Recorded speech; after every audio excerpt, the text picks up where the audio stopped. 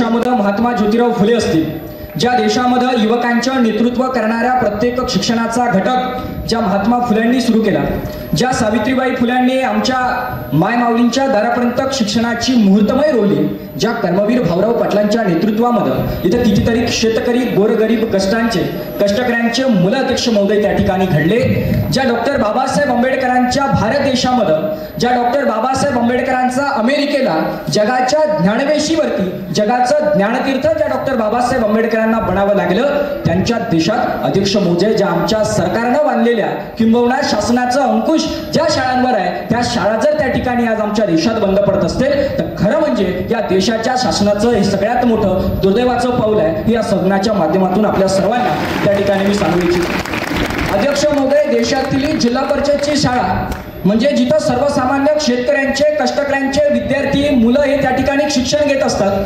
त्याचमुळं अध्यक्ष महोदय ते प्रत्येक जण हे आपलं सक्तीचं शिक्षण त्या ठिकाणी कसं घेईल याच्याकडे आमच्या शासनाचा भर असला पाहिजे। अध्यक्ष महोदय, आमचं शासन गेल्या 10 वर्षापासून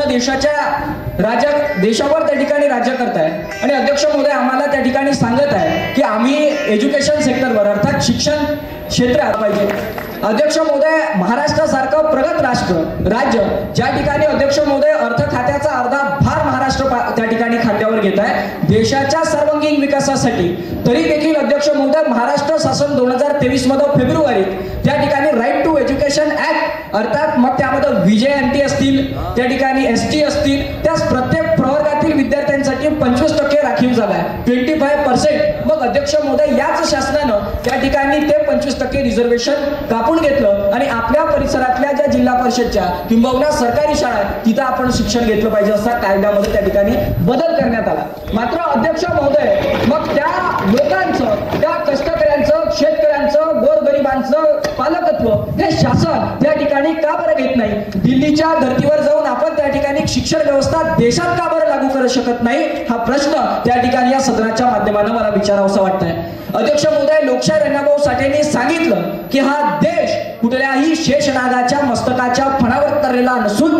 तो येथील शेतकरी, कष्टकरी, श्रमकरी, विद्यार्थी, कर्मचारी या पंचमहातत्वांच्या हातावर तरलेला आहे। तरी देखील अध्यक्ष महोदय दुर्दैव आहे त्याच पंचमहातत्वांच्या मुलांचं त्या ठिकाणी शिक्षण या शासनानं रोखलं आहे, दुर्दैवाची गोष्ट त्या ठिकाणी आहे। अध्यक्ष महोदय, एवढंच नाही तर असे असंख्य मुद्दे या ठिकाणी शिक्षण क्षेत्रात होत आहेत। अध्यक्ष महोदय, शिष्यवृत्ती अर्थात स्कॉलरशिप आहे, दरवर्षी आपण अर्थ खात्यात त्याची तरतूद करतो, मात्र तरतूद केली सुद्धा 10 वर्षाचा जर आपण त्या ठिकाणी रेशो काढला तर त्यामध्ये तफावत इतका मोठा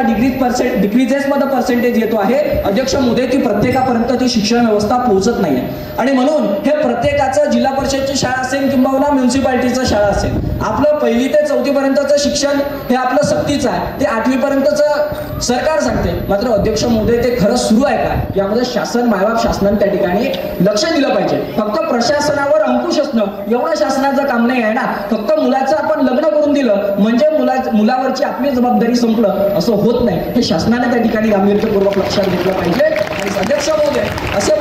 असे असंख्य मुद्दे या देशाच्या शिक्षण व्यवस्थेत आहे, मात्र सरते शेवटी वेळेची मर्यादा पार पाडत असताना जाताना फक्त एवढंच सांगतोय की लोकांच्या मनविरात विचार सद्भावनेचे अंकुर फुटावे, कष्टकऱ्यांच्या घरांनापर्यंत विकासाची आणि समृद्धीची गंगा पोचावी, लाकडाची मूठ धरून घट्ट पडलेल्या हातांना अध्यक्ष महोदय लेखणीचा स्पर्श व्हावा आणि रात्रंदिवस कुटुंबाच्या भरणपोषणासाठी राबणाऱ्या माझ्या आणि तुमच्याही मायमाऊलीला सहजीवनाचा आनंद घेता यावा, एक मात्र उद्दिष्ट आपण त्या ठिकाणी घेऊ। जय हिंद, जय भारत, जय संविधान।